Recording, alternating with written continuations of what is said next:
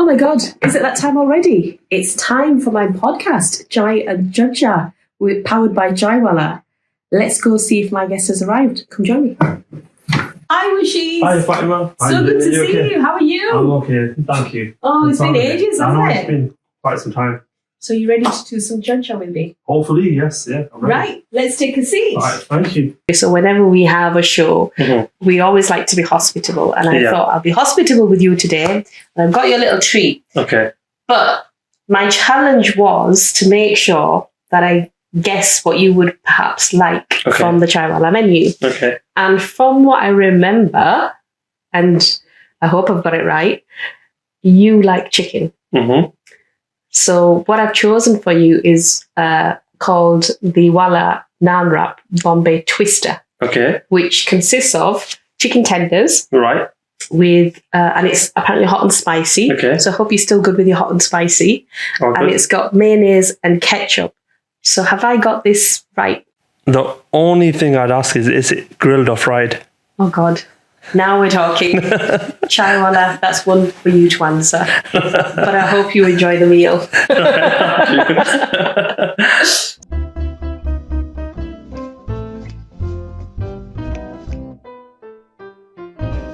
So obviously we're going to have loads of chai. Yeah. We're going to do loads of charcha. Yeah.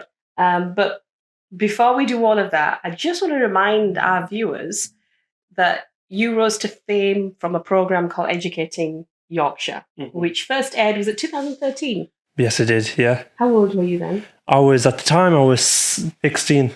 16? 16 at the time, yeah. Sweet 16. I would say so, yeah. Were you worldly wise at that time? Did you anticipate what this program would do for you? Not really, if I'm completely honest. I had no idea. I think you don't really partake in a documentary series assuming that it'll be nationwide. I think at the age of 16, you're trying to figure out what you're planning on doing in college or after school. So I wasn't really thinking too much of it, if I'm completely honest. And did you ever think that, you would be labelled as the young lad who's made the nation cry? No way. The thing is, it's crazy that people actually say that. Like, I just know that I'm just a young kid. Well, was a young kid that was based in Dewsbury, and I never thought I'd have this sort of recognition for literally just finding this voice of mine. So yeah, no. Amazing. It's been an amazing journey for you. So before we talk about the program and what you're doing now, I want to go back before that program. What was your life like before then? Obviously, we all know that you were struggling in terms of your speech. What was that like growing up to Educating Yorkshire? I think it was a bit of a difficult time as a young kid. And I think that's because having a speech impediment, it's very difficult to not only be yourself, but as a parent, as brothers and sisters who have a brother or who have a son that has a speech impediment. It's very hard to navigate through life having a speech impediment, because from where I'm from, it was very rare hearing that there was a young kid that had a problem with speaking. Normally it's trying to get kids not speaking, if I'm honest, but because kids are always saying whatever.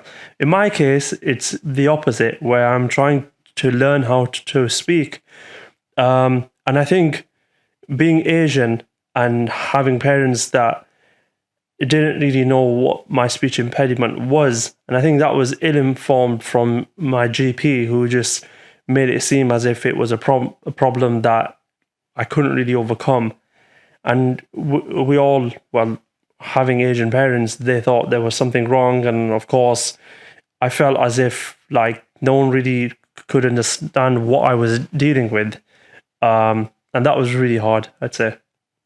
If there's something I know about you, it's you never play the sympathy card. You've never asked for sympathy. You've always, just tried to be you, like you said. You know, the person who likes to make people laugh. Yeah. Do you think sometimes that's because there's a lot of sadness within that you decide, or you've chosen to overcome that by being funny, I guess? I guess so. That's a deep, very deep question. But yeah, I think I've realized that in life we all have different hardships. I think every one of us, we're not that me being Asian or me being brown or me being on TV.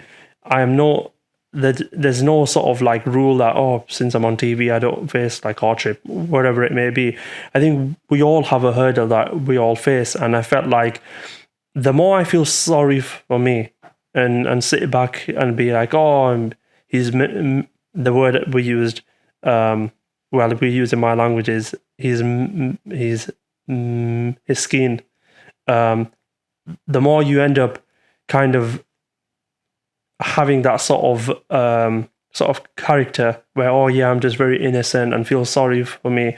And I think for me, even though I knew it was hard, I tried to sort of not focus on that side of it, because I thought like, I don't want to be recognized for someone that you feel sorry for. Yeah. And I think that was one of my main things. And yeah, I think that's how life was growing up. And I think that's been the reason for your success. You know, it's all happened organically for you. I want to go back to the mosque scenario and culture. Sometimes in our communities, when young children or, you know, when you're born and your behaviour is slightly different to people who are called or referred to as being normal. And if you're born with a disability in particular, our communities tend to immediately think of getting protection from the evil eye or going for dawizes and things like that. When your family understood a little bit more about your difficulty in speaking, did that ever happen to you?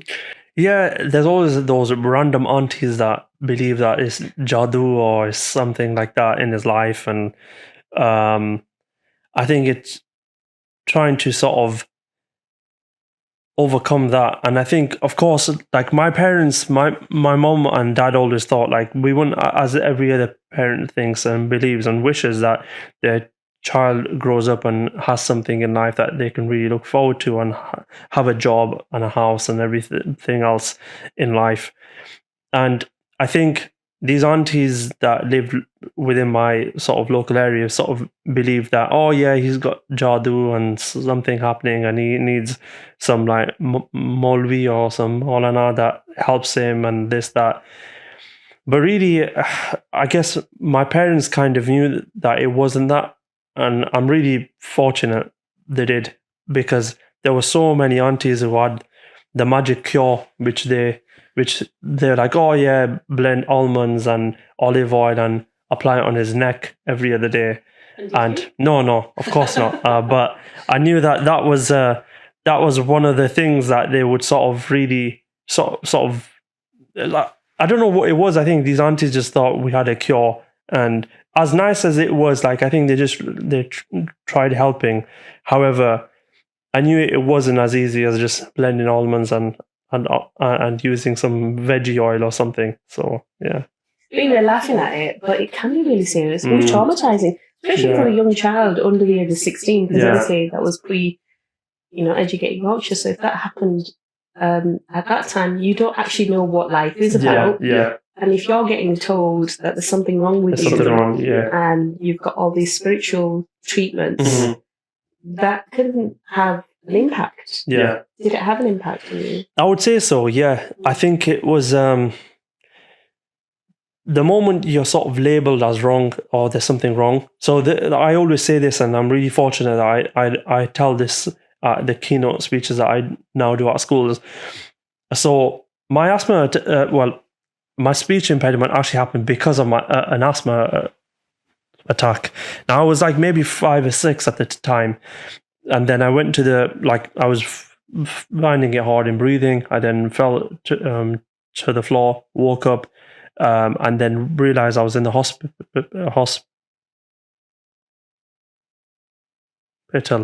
And I realized that it was very difficult for me in getting these words out.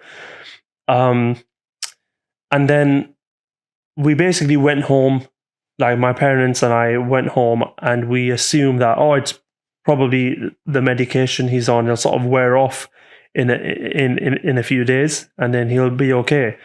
And we sort of left it as that. And then I knew that there was something wrong, though. I knew that there's something here that I can't really overcome. And then we just left it as it was. And then one day, like, it just got really bad in school, where I just couldn't really say a single word all day. And then we booked an appointment with my local GP, and I thought, okay, I have this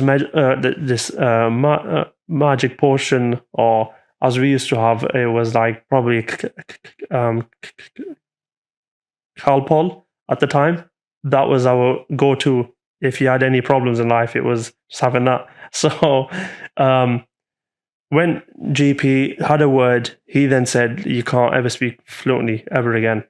And then at that moment, I thought there's something wrong. But up until that point, I thought it was okay. And then after that, that's when I started feeling as if there was a problem with me. So all them years of feeling as if there's a problem, you kind of start thinking long term. Okay, then what happens in school and college and university, and do I actually make it that far? Have I now just got this problem long term, and that's it? Where does someone end up like me? And that was it. It was trying to sort of navigate through life, thinking, well, what happens then? Like, what actually happens to someone like me? And this was before social media, before like anything. The only sort of resource I had was the old school Argos book, and that wasn't really anything in there. So how to order a toy. So yeah, exactly, that was it. There was nothing out there that I could sort of read upon or hear about someone who had similar things in life, who sort of overcame them. And I was just sort of wondering, like, where is it that I basically end up? And that was in the back of my mind. Where is it that where does Mushy, or where does Musharaf end up in life? And that's a scary thought in having as a young kid, that at the age of 6, 7, 8, I'm thinking about life long term, when really I should be thinking about whatever else it is, being with friends, not really thinking too much of it. And that was, I think at that point I realized that actually it's a long-term problem. What you just told me now, I'm still trying to absorb a lot of what you just said. So I just can't imagine what you must have felt like and what your parents must have felt like if you're 6 years old and you go for the advice of a medical expert, and the medical expert tells you that this is it now. This is how your life is going to be. So there's no hope given to whatsoever at the age of 6. I would have been shattered, firstly. Your parents must have been totally shattered. But, like you said, they've continued to give you strength. So, they're amazing. So then 10 years on, Educating Yorkshire happens. And your teacher at Thornhill, who's the head teacher now, comes into your life and tells you that he'll be able to help you. He's no medical expert. He's not Molvey who can give you almond oil and vegetable oil or whatever. He's a teacher. So when he said that, after having been told by these other people who are supposed to be good in their fields, and there's no hope, this is it, get used to it, your life's going to be like this.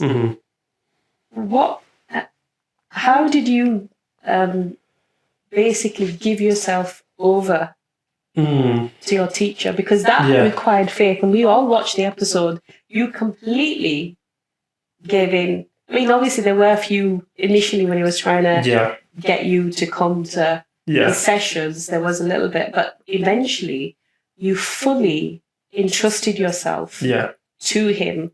Where did that come from? Well, I'd say the moment I kind of realized that, even before, like when people watch Educating Yorkshire, and I think a lot of people think and believe that it was just wearing headphones. And I always say this, and I've been saying this for By the way, we all thought you looked so cute in those headphones. Okay. But I think for me it was before that moment with Educating Yorkshire or Matthew and everything else, I had to use a lot of different methods, a lot of like techniques in speaking and so on and so forth. Now, as you mentioned, at the age of 6, I've been told I can't speak fluent. Now, I'm just waiting for years to basically pass by until I've got some type of confidence where I can try and have a conversation. And like I said, I can't say it was always hard. Like, of course, with a speech impediment, you have days where it's okay or days where it's slightly on the sort of worse side. But sort of 6, 7, 8, 9, 10, I think around like 10, back in the day, we used to have yellow pages. And I always talk about these little things in my life that were huge. And I know everyone else may see it as something small, but whoever created yellow pages, he's awesome. And I'll explain why. So, like I said, at the age of 10, 11, and this is before meeting Matthew, so this is just sort of me doing absolutely anything and everything. So at the age of 10 and 11, we've got yellow pages at home. We've got like not a mobile phone. I've got no mobile phone. I know my father he hasn't got one either, or he probably did, but it was a sort of like a Nokia brick phone. But we did have a landline, and that landline was my sort of go-to, and I'll explain why. So every sort of Saturday or Friday evening, mainly Saturday when no one was at home and my mum was at home and my brothers were out playing footy, whatever else, I thought it was a good idea that I'd call up call centres. So at the time it was T-Mobile and Orange and Three, some very old school networks, and I was like, okay, yellow pages. Like I used to see my dad always open it up and grab whoever's number it was, a plumber leaking, whatever it was. We just basically use that and call it up and get the number and so on and so forth. So I thought, okay, how do I sort of build the confidence of actually speaking?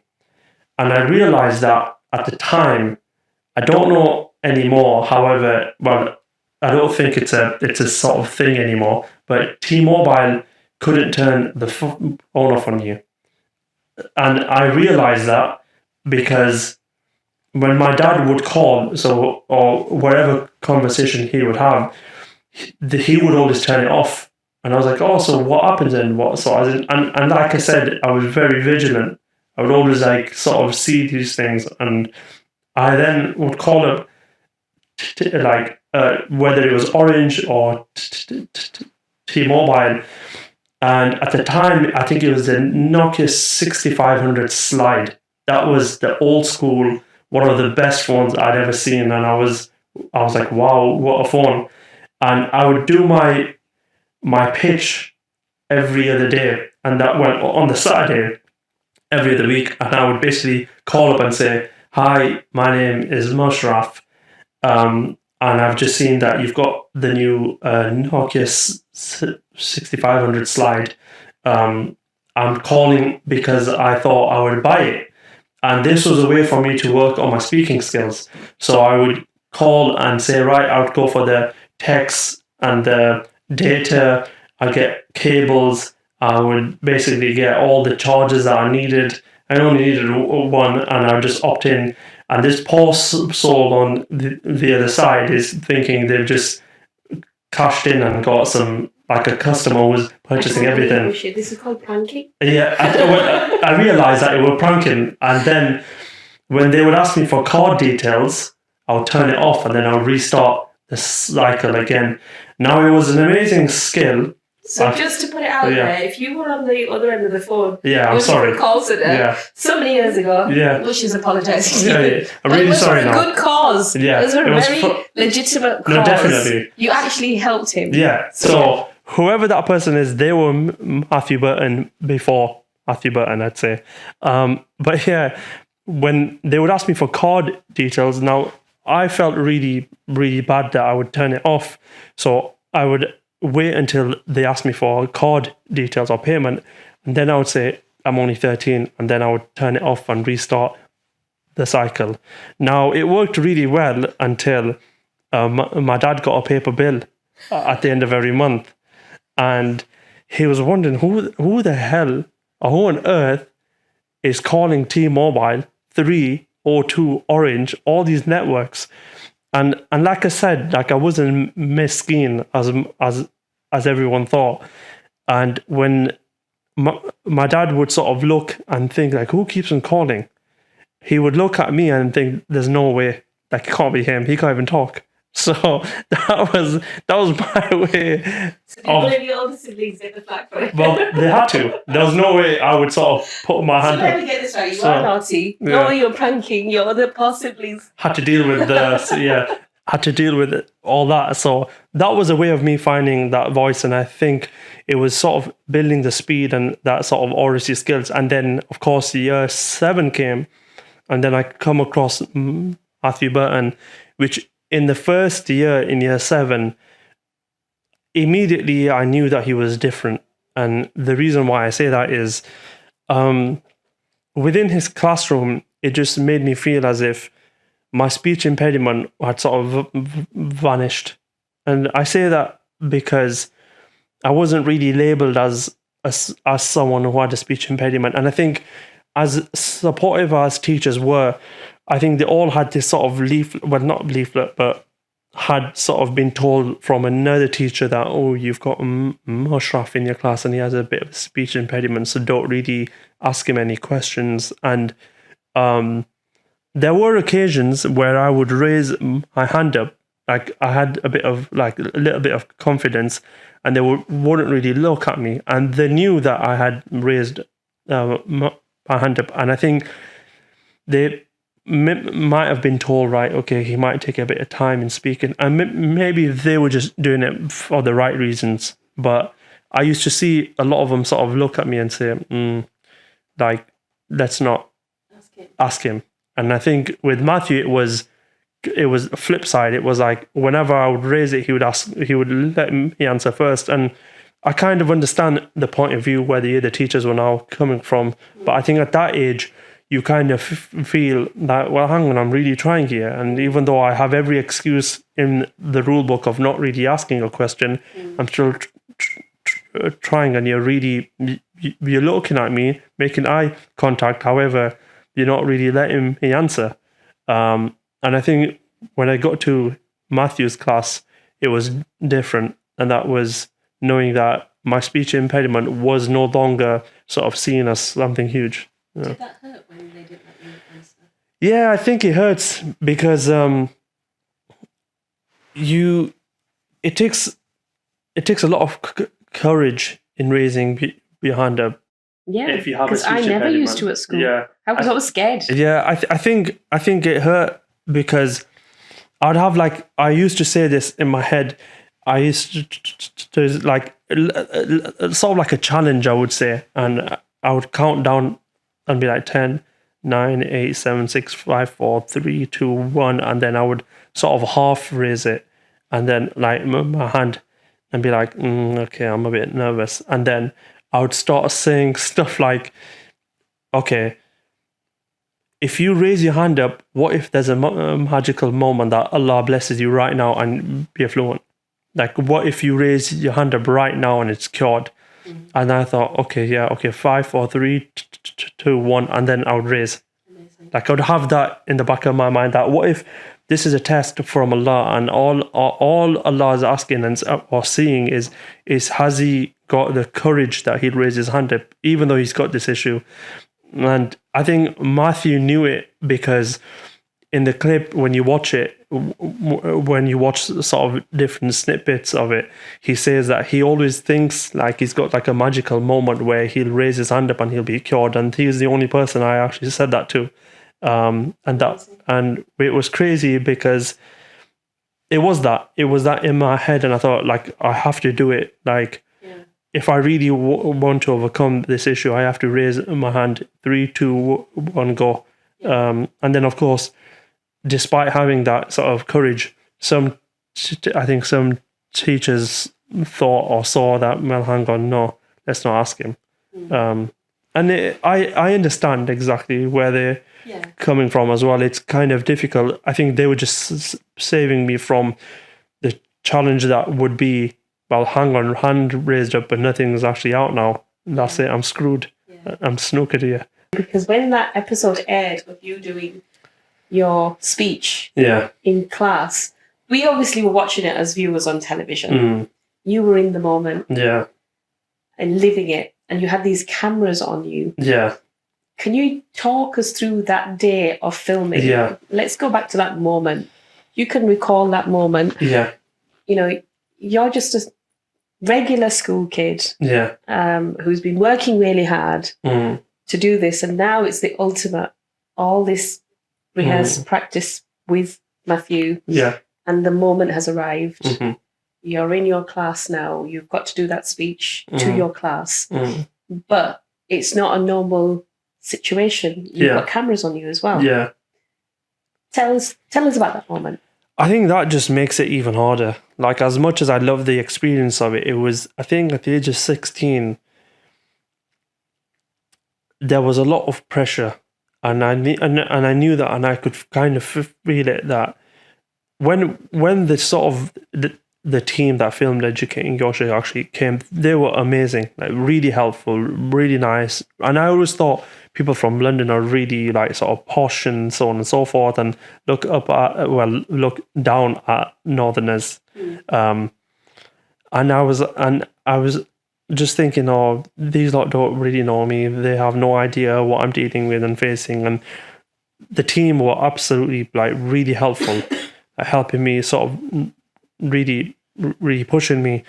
But I knew at the end of the day that there's a reason I have a microphone like on me now at the age of 16, and I'm thinking like, bloody hell, I have a massive part in whatever it is. And at that time, I did not think too much of it, of what was actually happening, as in where would the footage actually go, was my main thing.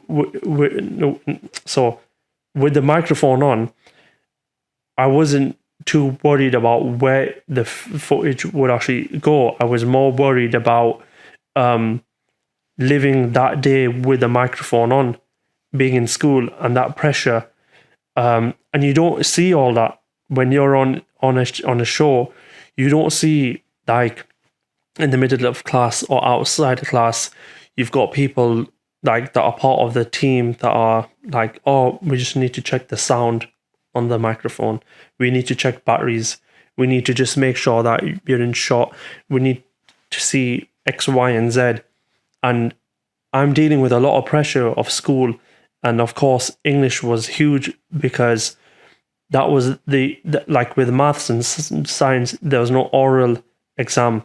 However, in English, not only I've got the pressure of my oral GCSE, and it was literally a win. Like, for me, not even win or lose. I think for me, it was life or death. And the reason why I say that is, I think there was a college that I was really hoping that I could hopefully go to, and it was all down to getting this GCSE in English. And they don't, like, college does not really care about what you've done on TV and so on and so forth. Like Edexcel, the sort of the exam board, are not really bothered about any of that. They just look at you and see, did he get his GCSE in English? And the college will then see, if he did, right, okay, fine. We will more than happy. We'll be more than happy to have you. However, in my case, I've got that pressure, and then I've got my friends who are revising, so on and so forth. And then I've got the pressure of not only the GCSE English, I've got microphones on, I've got a lot of different hurdles that I'm dealing with. Some days I'm fluent, some days I'm not. And it was really hard, really challenging. I think at the age of 16, the amount of pressure I had on my life was crazy. Now that I think back and see, like, wow, how the hell have I dealt with all of that? And it was ongoing, because in our culture, it's not only school, it's masjid as well. I'm going mosque. So I've got this microphone on me all day in school, 9 till about 3. And then maybe an hour, I'd be asked, right, we need you for like sort of a couple of shots here and there, which of course I understood.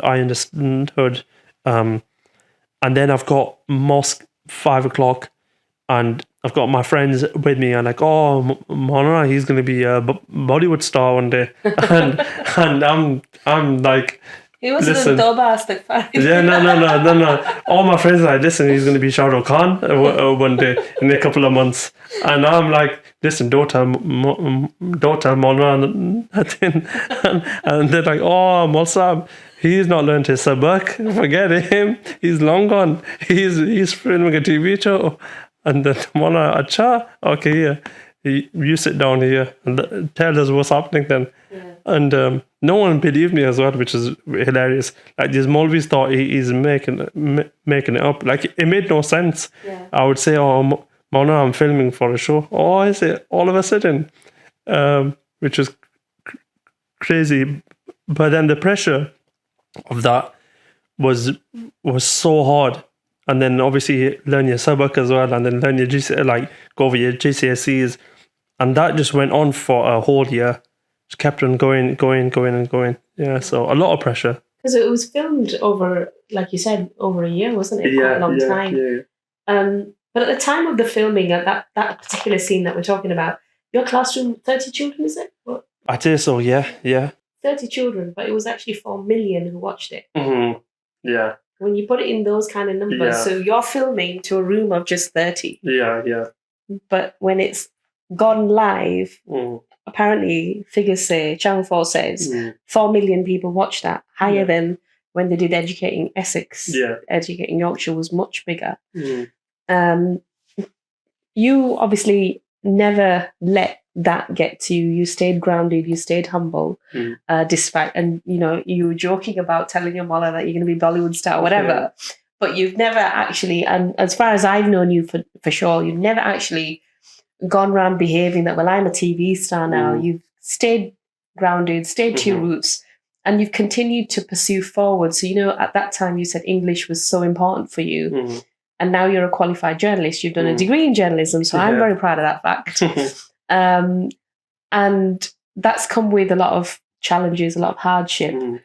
So going back to those audience figures and the story you told me about, just joking that you're going to be a big star, how did you then, after it did become really famous and you did become, the love of everybody, you were, people just were crazy about you, people were crying, they were emotional, I'm sure you must have got so many messages, because we saw them all through social media, obviously through the news stories, that almost every single British newspaper carried, but also globally it went viral, didn't it? So how did that affect you? So we've talked about before, but then there was a life after Educating Yorkshire. Yeah. How did things change for you, and how did you manage to keep grounded and stay rooted? I think because for a 16-year-old, a lot of people older than that find it hard. So for a 16-year-old, that's incredible that you've managed to stay in that zone. Sand hourglass sort of things. I just see it as there'll be a moment where it turns and then it'll be finished soon. And if I can keep waving this flag of being this young man, proud British Pakistan, it's hard, I can't even say that, but a Pakistani lad, I'll keep waving that flag of this is what my religion is. It's not what we may see. And if I can help teachers see that this is the impact that they have, I'll keep on waving it. And until someone else comes and takes that, I'll be more than happy to say, right, here it is now. But I think that's what keeps me grounded. And I feel like if you have that mindset in life, it just keeps you grounded. But there are people who say, like I've had agents in the past say, oh, well, you should not really live where you're living anymore. You should be elsewhere. But yeah, I've moved. Well, I've not really moved from. Well, my family home is there, and it'll always be there.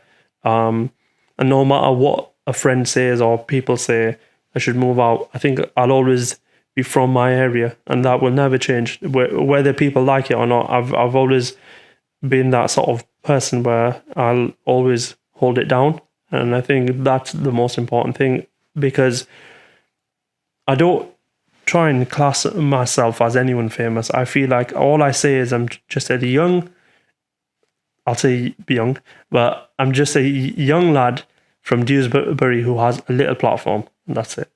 Amazing. That's really amazing what you've just said. I think more power to you for that. But the flip side can happen with this as well. You're on television, all cameras' attention, 4 million viewers. You get a lot of attention, a lot of fame. Yeah. But then some of your classmates had the opposite. And I'm referring to the girl Safia, who was also in your class at that time. And she unfortunately got trolled quite badly because of the way she was projected. And I remember having a conversation with you where you mentioned that we were only 16, we don't know what's going on. We're not directing it, we're just being told to be in it, just be ourselves. And at that age, how are you supposed to behave? You know, most children, most young people behave, you know, like that amongst classmates and whatever. It's nothing abnormal, is it? But unfortunately for Safia, you know, at that time, social media trolling was quite relentless. And I understand and I hear that they were bullying towards her as well. So that can also happen. What would you say to that? What are your thoughts on that? Well, it's a shame. I think, we've all done things that we're not really proud of. When we're young, we all do. We don't know. We don't know any better, do we? Exactly. It's as we develop, we learn. Definitely. And I know that obviously I do speak to like Safi here and there, and she's obviously mentioned, don't like mention her private life and so on and so forth. However, I could only imagine how hard it's been on her, and I think it's one of them things that people are. There are times people are heartless, and the amount of hate that she got for what she said or what she was doing was from grown people, like people like in their 30s or older, that are just sort of bullying this young kid who was only 16. And it's hard, and I think it's difficult that even some people say, oh, Mushy, you're still in contact with that girl who said this, and I'm like, her name's called Safia. You know, like it's rude and it's not nice. So I never try to entertain that conversation in making a mockery of her. And I think the reason why is she's human. Like, we all have certain things in life that we dealt with, and I think it's a bit hard, sort of people remembering you for something you said, which was hard on her. And I know that when we were in the same year group, and we obviously went into college. I went to a different one, and she went to a different one, but we still kind of stayed in contact. And it was hard on her, like from what she would say, like, oh, I'm facing a lot of bullying. And at that point, once you've left school, you're in the new environment now. You're in college or sixth form or work, and you don't have that shield of school anymore. Like, you can't go to a teacher and say, oh, miss or sir, or he or she is saying something, and then it's kind of cut from there. However, in her case, she's had this moment, it's gone viral, and people recognize her for just that. But now she's in college, and the teachers don't know how to kind of help her and guide her. And I think the reason why is, how do you try and seek help from a teacher that you've just met in college, or where, yeah, exactly. And where is it that you go? And it was really hard, I would say. And she did mention it, and I think she got the support from the school and from the team that actually filmed. But yeah, it was, on the flip side of it, it's awful. And I would see, so like we would sort of meet up, like we had friends that were within the same circle, and she was in Huddersfield and I was in Huddersfield as well, so we'd sort of meet up with friends, and I would ask her, and she would honestly cry and say, look, I was only 16, I had no idea. And the funny thing was, Educating Yorkshire aired in October 2013. We had finished from school in sort of April, March of 2013. So like 4 months later, you've got this platform where everyone's now, her case hates you. And it's not her fault. She's a young girl at the age of 16 who said something. I'm sure I must have said a load of things whilst I had the microphone on. I'm sure I did. Like, put my foot in my mouth all the time. Yeah, so, but it's unfair that she's got this sort of, that feeling, and she's had that kind of impact, and it came to a point where she was just told, like, delete all your social media. So, yeah. Wow. So we see two extremes, don't we, of what TV can do for you. Yeah. It's amazing. But I'm so glad that, your journey has panned out really well. I'm so glad that, you went on to become a journalist. Yeah. I always get really excited when I see someone to become a journalist. Not biased at all. But you've now, obviously, after graduating, you've now gone on to doing keynote speaking. Yeah. But specifically for schools, because you could do keynote speaking for commercial events or business events and stuff. But you decided, no, you don't want to make it a big commercial thing. You want to specifically just focus on schools. Yeah. Tell us about that, because I think your journey is incredibly inspiring. And in the kind of world that we live in now, you can give so many young people so much hope. Especially when representation matters as well. We always see a stereotype or a label for young Pakistani Muslim boys that they're like this, mostly negative. And here you are, a complete, shining example. And to be able to go and influence young people in a classroom with your story, it gives them hope that they might also feel vulnerable or have weaknesses, but they can overcome them just the way you do. Yeah. Or have. I think for me, so it's not just schools, if I'm completely honest now, but only recently though. Yeah. It's slowly started in corporate as well, and that's because I now focus on leadership skills. But yeah, as you said, after Educating Yorkshire, so how this journey began of doing keynote speeches, and everyone asks me what on earth happened, and how is it that you had the confidence of just not only wearing those headphones and doing Educating Yorkshire, and now you're trying to build a business on being a keynote speaker. I had no idea at the age of 16 or 17 it was something you could regard as a business. I just thought it was just me sharing my journey. So I just remember 2 weeks before the final episode, and sorry I keep on mentioning Educating Yorkshire, it's linked here really well. So one of my friends in college, that he knew that I would be on, so he just told me download X, which was Twitter back then. He said just download it, have a photo of you, write it's a Mushy from Educating Yorkshire, and when the episode airs, just mention it. Say, oh hi, this is my X account, and I have a speech, like I had a speaking problem, and that was me. And just, is there any photos you have, like from school or anything? And I had some of the wildest photos, like some daft photos, me in PE, like in the changing rooms in PE, in school, in mosque. And he was like an agent of mine. He said, listen, these are unique photos. Like no one has these, even though they're daft and bizarre. And I've got my mouse cat on and so on and so forth.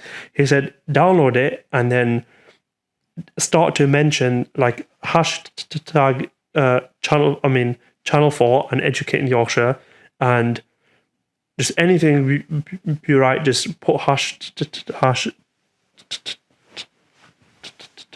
Mushy, so people will know you as Mushy from Educating Yorkshire.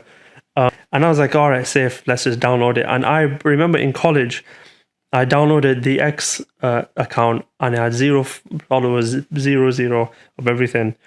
And then I just made a little profile. And as soon as the episode aired, it just went absolutely crazy. Like all like my X account was the one where it sort of hit on a different level. And it was just people saying, oh, how motivational you are, how inspiring you are, and so on and so forth.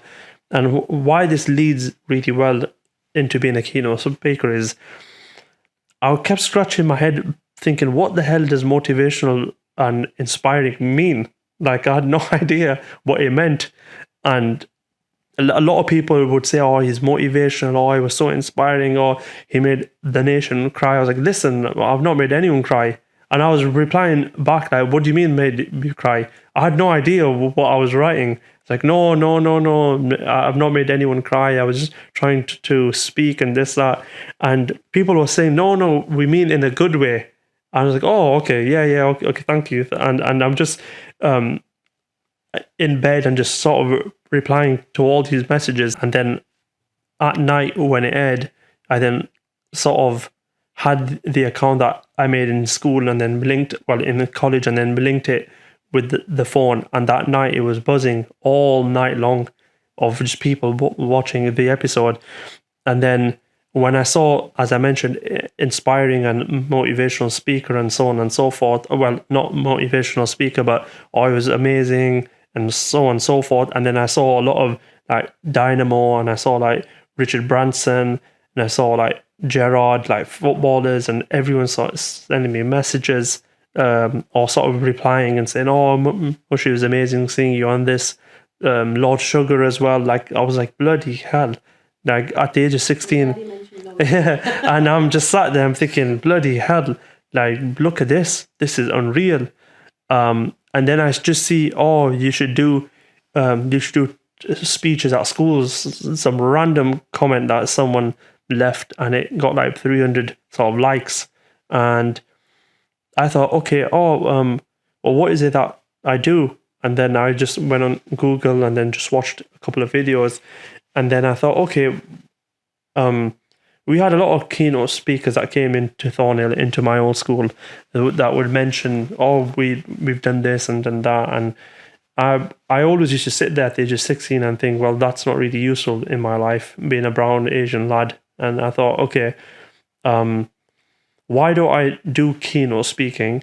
And I tell people the importance of not only teachers, but people that can really believe in you, and this and that and so on and so forth. And that's when the keynote speaking business actually kicked off. So it was a crazy sort of, I just saw the word and thought, right, okay, why not? And then my first year of doing it, it was completely free because I had no idea like what I would say. So I'd have a script and I was like, yeah, so my name is this and this, that. So that's a nightmare for most Asian parents. Yeah, work for free. Yeah, exactly. Work for free. So I never said anything, but I had a part-time job that was helping me fund for the fuel. Yeah. So my dad, basically, bless him, not only speaking at local schools. When I started saying I'm a keynote speaker, a lot of schools were like, "Oh wow, amazing! We should have him. We should bring him in and speak to the kids in our school." And I used like 16, 17, 18. 18 was at the point where I had just passed my driving. And my dad was like, I'll help you. Like, I'll pay for your driving and everything. However, I'll only pay it once. Yeah. If you pass. If you don't, it's not on me then anymore. But my hook or my thing right now is I help you once. Yeah. Same with the sort of theory. And then And I asked him, Dad, what about if I pass it all? Would he buy me? Would he pay for the car, road tax, insurance, and the car? Yeah, exactly. And I kept on saying this, and then I sort of butted it up and said, Dad, I can take you for groceries and this, that. And even though he had his own car as well, I was like, well, Dad, you could sit in the passenger. Yeah. And then he was like, oh, yeah, okay, fair enough. And then my sister then paid for everything else, the insurance. It was like a birthday gift. But the reason why I say all of this was, my first car was like a Peugeot, like an old school broken Peugeot.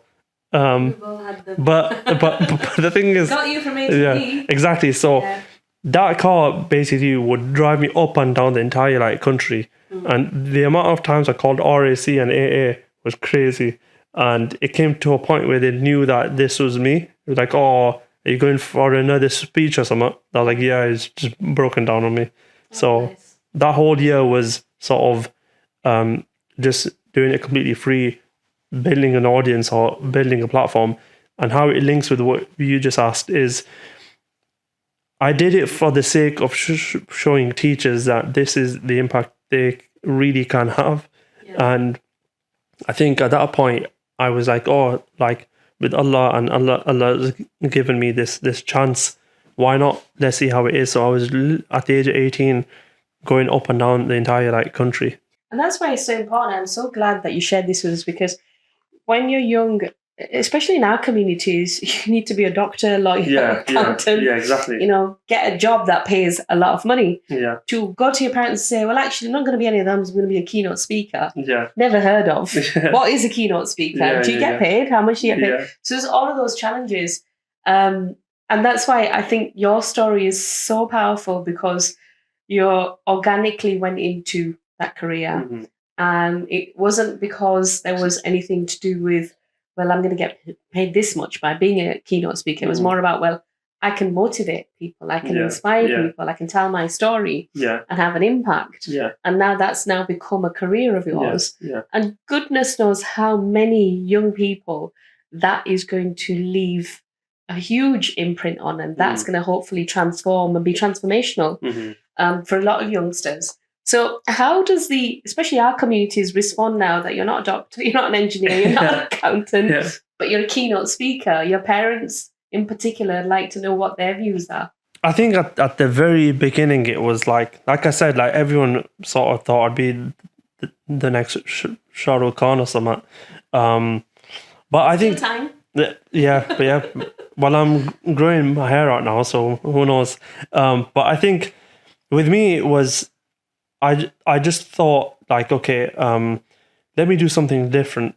And all my friends were doing like their A levels and so on and so forth. And of course, like that was really important for me as well. But I felt like I like after Educating Yorkshire, I thought like all this platform and all this sort of all these new eyes on me, why don't I use it for the sake of helping others? Like what like better way? And it was just like one of them things that I thought, like, as I mentioned, a lot of keynote speakers would come into Thornhill and give a talk, and it never really hit home. And then I thought, okay, why don't I go and show that me as a British young man who has a speech impediment, who was regarded as someone who had a disability, who couldn't achieve anything, surely I'm not the only one out there who has this or has similar issues. And then when I sort of had that conversation with my parents, they were like, of course, like, how much would you get paid? And I was like, well, I'm not getting paid anything. So it was a hobby more than anything. It was a hobby, but quite pricey. Like I was having to pay for fuel and everything else, but I loved it. I think the buzz of me going, and even now it's crazy that I do talks all over. And as hard as it is, like Cardiff, Wales, Scotland, Brighton, whatever it is, the motorway miles are as hard as they possibly can be. However, when you visit a school and you see young kids, like I remember one sort of thing that happened in a school up in Newcastle, and there was a young Asian lad, maybe 13, 14, and he was like a northern version of me, or a Geordie version of me. And he had a speech impediment. And he was like, sir, am I right to have a conversation with you?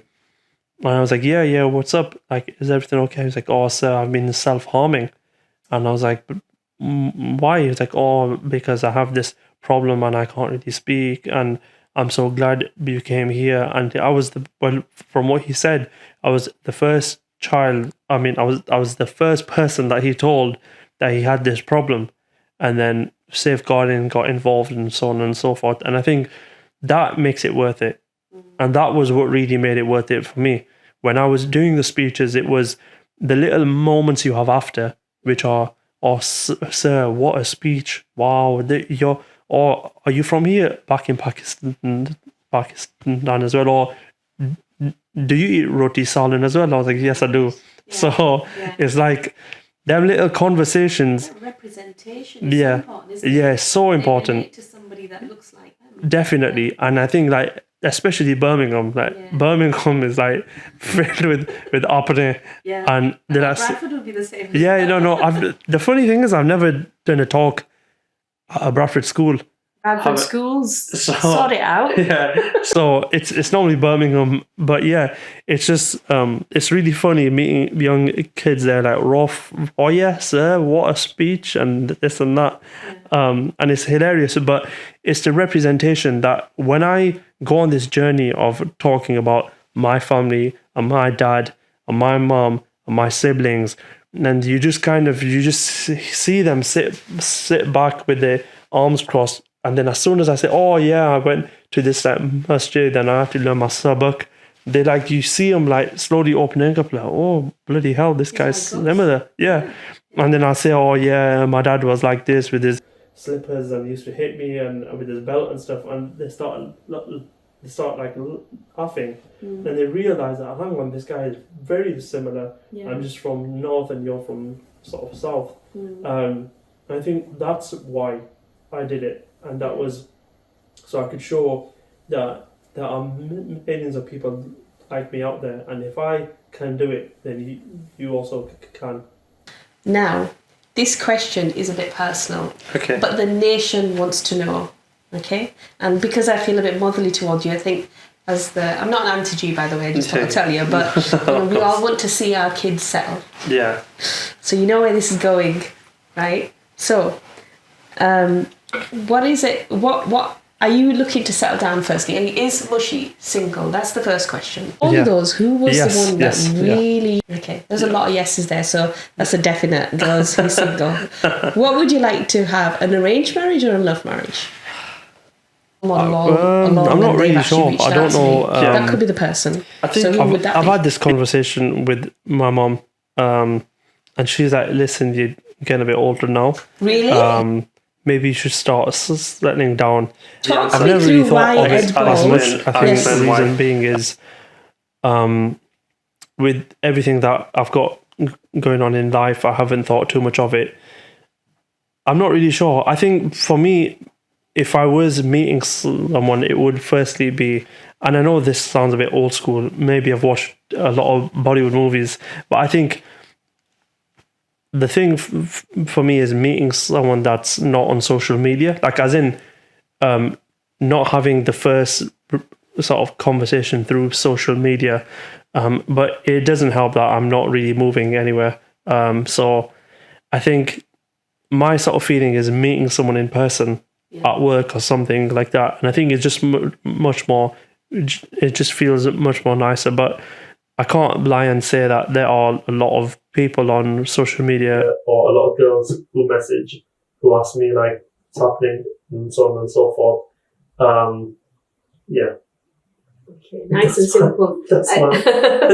You obviously know that. I'm going to ask you more now. I'm not going to make you stop with that answer. Okay. You obviously know I'm going to dig a little bit more. Yeah. I think, one of the things we were talking about in our office, because a lot of my team are your age group in the Bradford office, certainly.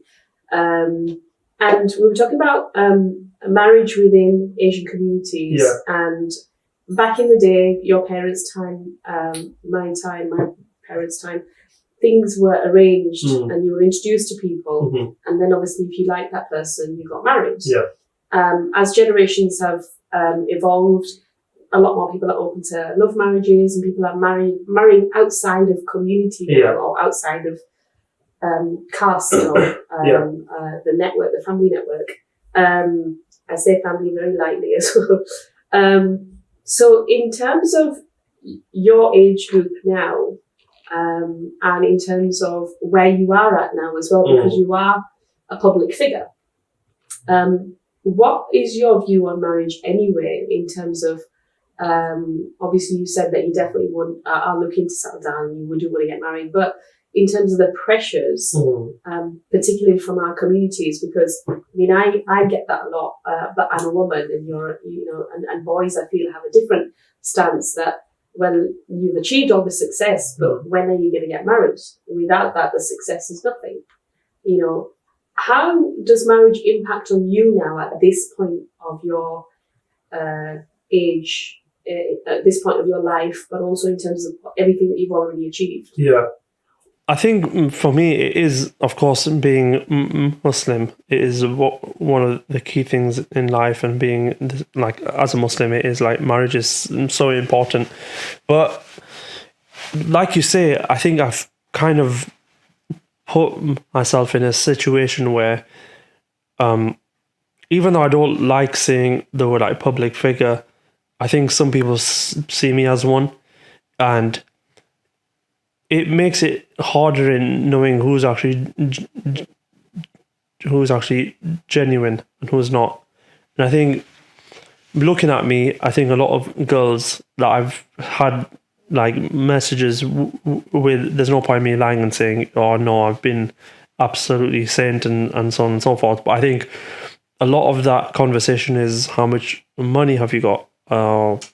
And not everyone, but I think the majority of the conversation has been, oh, okay, what car have you got?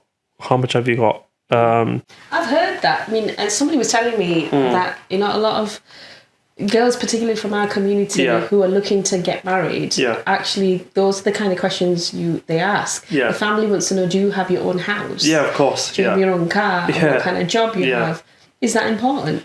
I think it is in some, it is, but I think having that conversation a bit too early on is not relevant. I think you have to see if you mix with that person first, and if you mingle and it makes sense, then she has the right in asking you, and I think you have a right in being honest. These girls have asked you, you feel that they have a right to ask you those questions? I think later on, if it was something serious, however, from the first initial message, or what you're driving, or how much have you got, it's a complete.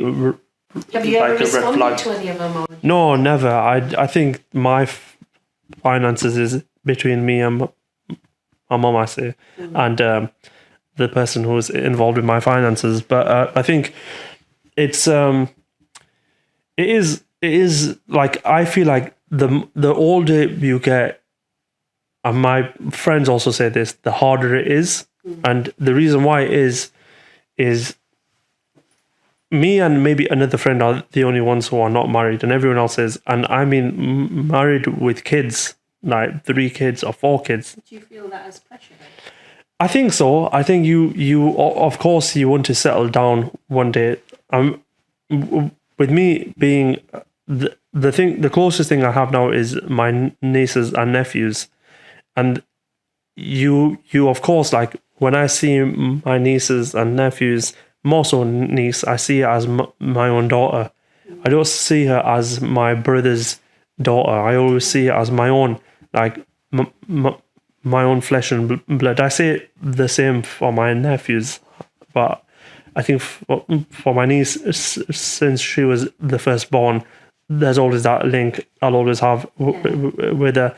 But you do obviously think, well, yeah, it'd be nice to have your own kids one day. But I think for me, I can't really rush that, because my sort of mindset is you marry only once, and obviously it just would be so much nicer. And maybe if I wait another year or something, it might be easier rather than feeling the pressure and just feeling, okay, I need to go on Musmatch and I need to just marry like anyone and everyone. And then you're screwed in the sense that you rushed into something. And I think marriage is something beautiful. And like you asked, I don't think it should be based on your culture anymore. I don't see myself being married in the same sort of culture anymore. So would you want to marry by falling in love? Yeah, I think so. I think I don't use the word love very softly, and I think the reason why is maybe I'm going on one here, but I think if someone really loves you, and if you use the word love, that person in your lowest of lows, and I mean like you have absolutely nothing, and you have like zero, like nothing, no house, no car, no nothing, but that woman is with you and she's there and lifts you.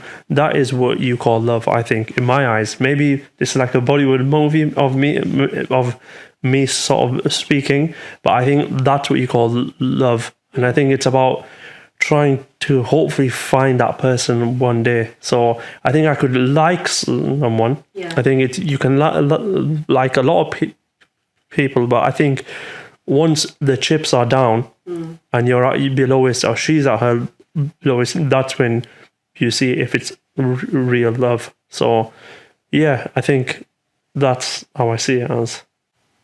Amazing. So at the moment there is nobody. No. But you never know. You never know. You never know. Watching this podcast, You never know.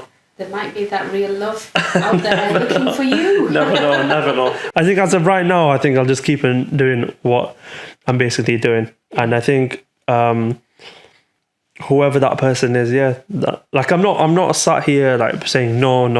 Like no, I'm not like thinking about marriage. Of course, it's always in the back of my mind and with friends and family and everyone getting married. You don't want to force it. But yeah, I think you want to have that person, but the right way and feel as if it's not forced. And I think if it is forced, then are you marrying for the right reasons? Then that's in my mind, and that's how I try and see it as. But this doesn't mean that I use it as an excuse and I just wait. Yeah. So. But I'm just asking from a point of view of you're very successful, you've done really well, famous, even though you don't like to use that word, public figure. Anti-Jews must be lining up to find. Yeah. I think. No, of course there are aunties out there who are always sending CV profiles, and I have to send a couple of CV profiles as well. But it's just, I don't know. I just like, for me, it's not about marrying within my culture anymore. It was like previously, but I think. For me, I'd rather wake up with someone who's completely different, who does things completely differently, who acts like differently. I think that's where you learn more about that person. Yeah. If I marry someone in the same culture as me, yes, the language is there. It's easier for her to speak with me and my family. But then that kind of wears off. And I think I don't want to, like, my life has not been boring. Yeah. And I'm really fortunate in saying that. It's been crazy. There's always something new, something fast paced, and journalism, as you will know, it's a fast paced environment. You're never bored. And then I think you should have the same for whoever you marry, that things are different. Yeah. You meet her parents, they're a certain way. You meet her family, they're a certain way. I think that's how it really works well. But I think main thing I would say is she has to know how to obviously cook food. I have to be honest there. Exactly. But that's both ways, yeah. But I think, what would you have to cook for you? Not really sure, but I think I'm not sure. But you have to be very good at cooking, and I say this. Way to your heart is to your stomach. I would say so. Yeah. Same for me. Yeah, but the reason I say that is I have a lot of friends who got married and went for looks, but their wives unfortunately can't really make anything, which is a shame. And I think after a long day of journalism or keynote speaking, I think having some nice cooked food is it's a win-win. Because you can cook, can't you? Yeah, I'd say so. Yeah, yeah, I'd say so. Yeah, but yeah. Brilliant. Well, thank you so much, Mushy. It's been an absolute honour, an absolute pleasure having you here with us for Chaii and Charcha. And I just want to take this opportunity from me and the entire team here to wish you all the very best for the future. You've been an incredible role model to not just people from your generation or the generation earlier, but even to people like me, and I'm sure many more. Your parents must be incredibly proud of you. And I think we're also very proud of you, and long may your success continue. Thank you, Fatma. Honestly, thank you. I'm really fortunate for this journey that I've been on, and thank you for having me. I know with the season 2 of Educating Yorkshire that's just happened, it's sort of got that lift once more. But yeah, I'm really fortunate being here, and thank you for having me on. It's an absolute pleasure. Thank you. And that's it for now, folks. Hopefully we'll see you again next week. Bye for now.